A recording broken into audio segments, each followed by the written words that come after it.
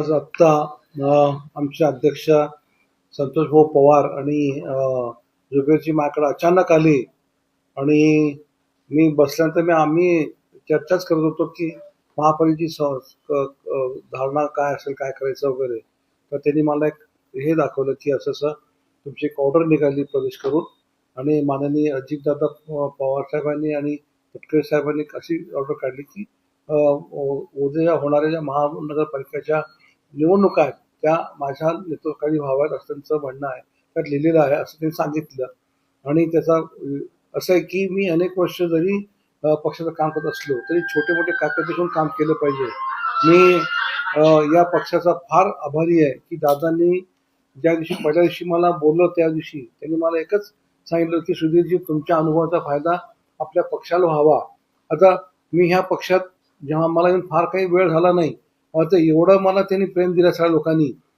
मग तटकरे साहेब असतील किंवा मामा भरणे असतील किंवा मनसोडे साहेब असतील, आणि मला आता एवढे कार्यक्रम त्यांनी घेतले ह्या अलीकडच्या काळामध्ये की मला असं वाटतं की मी गेली 4 वर्ष ह्या पक्षात काम करतो का असा मला एक अनुभव आला. आणि पक्ष संघटनेची जबाबदारी दिल्यानंतर आम्ही नेहमी प्रयत्न केला की ज्या पक्षात राहू तिथं आम्ही इमानदारीने काम करू.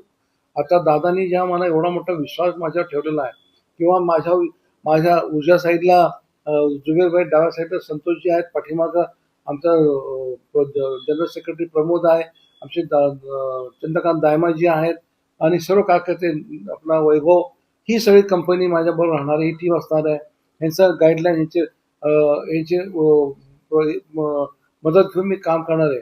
मात्र येणारी महापालिका मला अगदी मी माझी कॉलर टेट करून सांगेन की आमच्याकडे ह्या वेळेला जेव्हा आम्ही आमच्या अध्यक्षांनी जेव्हा अनाउन्समेंट केली होती की उद्या अर्ज घेऊन जा, अर्ज घ्यायला गर्दी तर होतीच होती, मात्र अर्ज द्यायला जेव्हा हे लोक आले तर ती जी गर्दी आणि त्यातला उत्साह पाहिल्यानंतर आमचा उत्साह डबल झाला.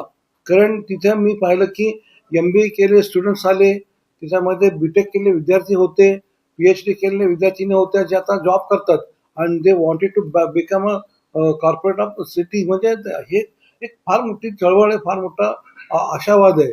आणि माझा एक गोष्टीला मात्र मला धन्यवाद द्यावे लागतील. माननीय दादांच्यावर जे मी पहिल्यांदा भेटलो होतो त्यातलं माझं सुहास कदम आणि आमचे उमेश पाटील साहेब होते, त्या दोघांनी मला उजवा हात धरून घेऊन गेले या सह्याद्री दिलं. तर तिथं दादांनी मला एक गोष्ट विचारली की सुधीरजी म्हणे सोलापूर शहरामध्ये तुम्ही 5 दिवसाला पाणी देता, हे पाप करत नाही का? म्हणलं बरोबर आहे तुमचं म्हणणं, पाण्याची फक्त व्यवस्था नाही त्यामुळे दादा झालेलं आहे. म्हणजे तुम्ही सगळं काम करा, महापालिका झाल्याबरोबर 5 दिवसाच्या ऐवजी दिवसावर कसं पाहिजे त्याची व्यवस्था तुम्ही केली पाहिजे. दुसरं असं आहे की तुम्ही IT पार्क सांगता, आम्ही IT पार्कला तुम्हाला कधी पण हा म्हणून काय अडचण येणार नाही.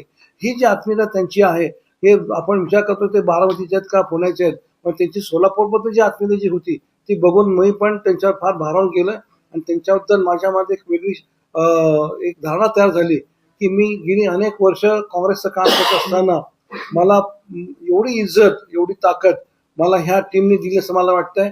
मला तटकरे साहेबांचा धन्यवाद द्यावे लागतील.